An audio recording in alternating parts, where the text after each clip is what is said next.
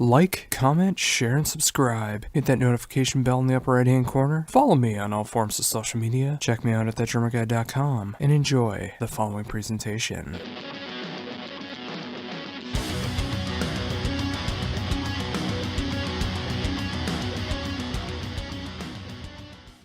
Hello.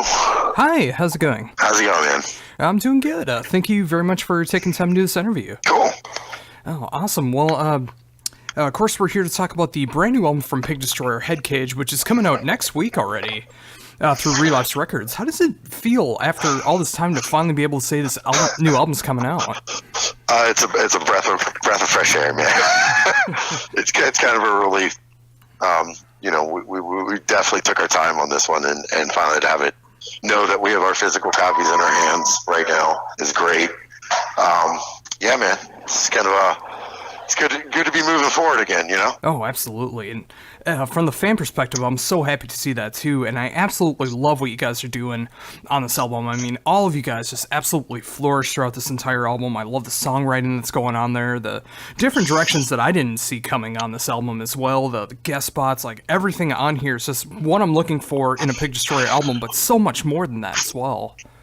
Awesome, man. Thank you. Appreciate that. Oh, not a problem. So, with all that said, of course, with this album being a long time in the making, how did the songwriting process begin for this album? Well, that's it's really not as interesting a story as most people think. So, it was time. We had some things happen when we were in the middle of writing Book Burner. We kind of parted ways with Brian Harvey, and we got Adam. So, Book Burner was mostly written before Adam joined. So he came in and he stepped up to the plate and killed it and learned the record, and we recorded it. So this time we added a new member as well, which is John, the bass player, Adam's cousin. From there we just, started writing, I want to say 3 years ago, but it kind of just comes when it comes. So Scott started demoing stuff and we went from there. Wish I had a cooler story to tell you about it. Well, that's quite all right. I mean, sometimes that's all it takes to it. But, it's great to see, despite any band members being lost or any lineup changes or anything like that, you guys can continue to get stronger and stronger. And now that you got a rhythm section like you have now for this album, I mean, it's just like it absolutely slays from all angles. Great, thank you. Yeah, absolutely. So, with that said, I mean, obviously, working on these songs for the last few years, and I just saw as of 15 minutes ago, a brand new single just got released through KROCKS. What's it like to be able to decide what songs to be able to release for people to check out for this album? That again is not super interesting. We definitely have a say in it, but Relapse mostly is the one that, they have their way that they're going to push the record. And we do have a say in it. So they decided to go with, Now Skull? Yeah. It's the one that just came out today? Mm-hmm. Yeah, I'm sorry. This is like my 4th interview today, so. Oh, that's quite all right. And I got like 5 after you. They wanted that, they wanted Army of Cops to come out first. It's a little more, I guess, palatable to a larger audience, I guess. There's no blast beats. It's not super extreme, in my eyes anyway. So they suggested that, and we did the video for the Torture Fields. And then this video. So it was kind of it all happened very organically, There was talk of us doing a different song for this video at some point, but I don't really remember the reason we went with Now Skull. With that, I mean, I'm glad to see the songs that were chosen from the album, because it does kind of show off all these different sides of what Pig Destroyer is right now in 2018. I mean, whether it's something more palatable, whether it's something more extreme, I mean, it's got a little bit of something for everybody. Yeah, there was a definitely more concerted effort on this record to not just be 4-on-the-floor grind the entire time, which if, you go back to our other records, none of them are really like that. It's, Scott wanted to have a little more nuance in the presentation of this. So, and he definitely, you mentioned that you thought it was hooky. There definitely was a conscious effort to try to write some stuff like that too. Yeah, and I can definitely hear it. And again, it totally makes sense in my ears for a Pig Destroyer album to be able to go to these different extremes and still be able to have that core sound of what the band has always been about. Right. Yeah, that's great. I'm glad you it seems that people that have heard the entire record are picking up on that. The people the people that have been judging us based off just one or two songs have not heard the whole record. So, my response to that is just give it a chance, and if you don't like it, you don't have to buy it. Which is kind of the way we operate anyway. So. Oh, absolutely. So, with that said, I mean, of course, again, just like a few years in between albums and a couple years being able to write the album and now finally getting this album out, coming out next week. I mean, how did you personally approach this album? Like, what did you want to be able to contribute to this album? Well, the quick answer to that is more than I did. Unfortunately, we ran out of time, which always kind of seems to happen. If we would have spent another month on it, then it wouldn't be out this year, or maybe never. We tend to get a little close to our project sometimes. But, I approach it slightly different, and it's always kind of changing because my role personally is kind of not as well defined as, say, like a bass player or a drummer. You kind of have something you need to do and then you do it. Well, I have that, but it's very open to interpretation. So I would get together with JR quite a bit, and we had demos of the songs, and we would try to mess with certain sounds or samples and manipulate them and, put them in the songs where it adds a mood or like a feeling without really stomping all over the music, because that is definitely one thing I don't want to do. So yeah, it was actually a different process for me within Bookburner, and I'm sure the next one is going to be a different process too. So I don't know. Did I answer your question? Did I totally get off topic? Oh no, that's totally all right. I mean, I'd love hearing that insight that goes into it. And yeah, I was actually going to bring that up as well too. It's just like when I'm listening to what you do in the band. I mean, like Bookburner is much different than what you've done here on Headcage, and yeah, and I also imagine like the next release will also be quite different than that. And that's the great thing about what you're able to contribute to the band is like you're able to add all of these different things that you can't normally do on one defined instrument. Right. And that's kind of the vibe. Noise and extreme music have kind of gone hand in hand for a while. I mean, dating back to Swans or Godflesh, and Napalm Death used to use like tape loops and stuff like that. But with modern technology, it's not as limited anymore. So like you said, it's not very defined, and it's I hope that what I do is tasteful and doesn't step all over the music, but it's hard to, you can't make everyone happy, so we have to make ourselves happy. So I guess we're happy with what I've done. I mean, I wish I could have done more, but I could say that for everything. Oh yeah, and that's always going to happen with like every single album. I mean, whether it's the instrumentation, whether it's the songwriting, whether it's the production. I mean, there's so many different things. Like at some point, you just got to realize like people got to be able to hear this and stuff like that. And like in the live setting, you might be able to change things up a bit possibly, but just like on record, I mean, there's got to be that point where you got to be happy with enough with it to be able to release it. Exactly. So with that, in the live setting, how's it going to feel to be able to start playing these new songs live? It's going to be great. I mean, like I said, we started writing this 3 years ago. So there's some of the stuff that we've had around for quite some time. So yeah, it's going to be refreshing. I think our record release is the 22nd of September. In New York. So it's a healthy dose of, not a healthy dose, but it's a spattering of everything. We eventually want to get to the point where we can play all of these songs, not necessarily in one set, but able to switch them out, kind of here and there. So yeah, it's going to be nice. A little breath of fresh air. We're not a crazy active live band.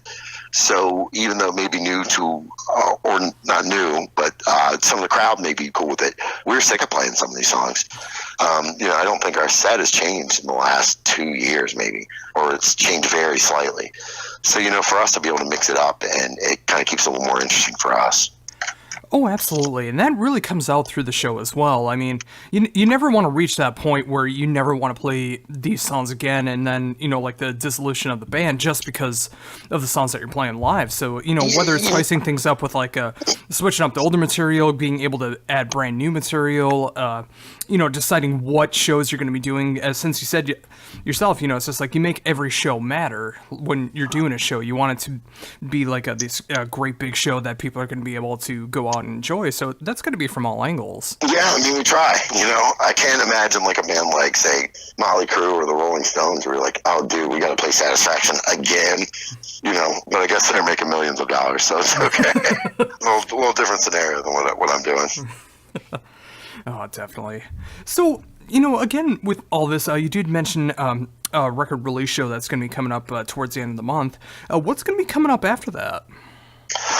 We are doing a festival called Crucial Fest in Salt Lake City, which is going to be pretty cool. It's our first time in Salt Lake. We have a couple things in Europe, Masters of Grind in Belgium, and we're playing Ireland for the first time, which I'm very excited for, so I can go to the Guinness Brewery and drink Guinness from the very stone of flow.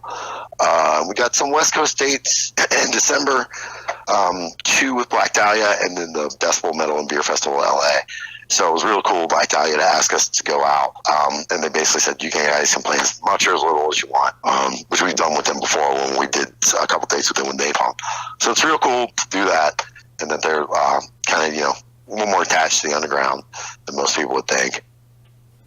Oh, absolutely. And I've always noticed that as well. I mean, especially when I've seen the lineup for this upcoming tour. I mean, even if it's just like a select dates like you guys are doing, it's just like there's so many great different bands of different styles of metal and grindcore that are going on. It's so cool to see that. Yeah, and they could, Black Dahlia's a big band. They could basically write their ticket, probably have bands buy onto their tours, but they pick which bands they want, and that's pretty respectable and commendable these days, Oh, absolutely. So going back into when you guys do live shows, I mean, what is it like for you to be able to go out and do these like select shows and, just like focus all of your attention on making sure that these 1 or 2 shows or whatever the case is are the best you can be? I mean, what's that like? It's not to sound ungrateful, but it's a lot, or ungrateful. Ungrateful is not a word. It can be a lot of work, but it's cool once we're there. That's all that matters. Being in a band is a lot of sitting around doing nothing until it's time to do something, and that time to do something is about an hour of your day. So it can get pretty draining. I think last December we played a couple dates in California, and our first show was in LA, and by the time we took stage, I'd been up for something like 26 hours. Oh, wow.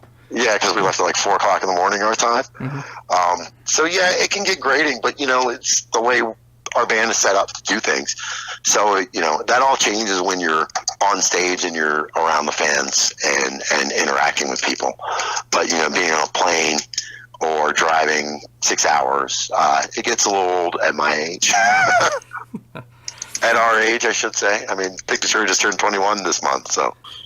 Yeah, and I did want to ask about that as well. I mean, what's that like for you? I mean, being in the band for a good considerable amount of that time, what's it like for you to be in a band that's now 21 years old? I wasn't always in the band. I've only been in for like 13 or 14 years, and they say only. But, I booked like Big Destroyer's second show, and I've known Scott and JR forever. And personally, we never thought it would even last as long. It was kind of, hey man, let's do a band and thrash out and make some noise and play a couple shows, and that's that.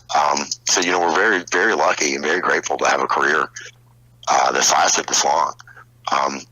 We did some interview in Europe, I think, and they said, what is it like to be the biggest grind band on the planet? And I said, well, Napalm and KROCKS might disagree with you on that one, but it's not what we intended to do. It was never set out to be like, we're going to do this in this way. It just kind of happened organically over time. The way the band evolved, not that we're the biggest grind band on the planet, because we're definitely not.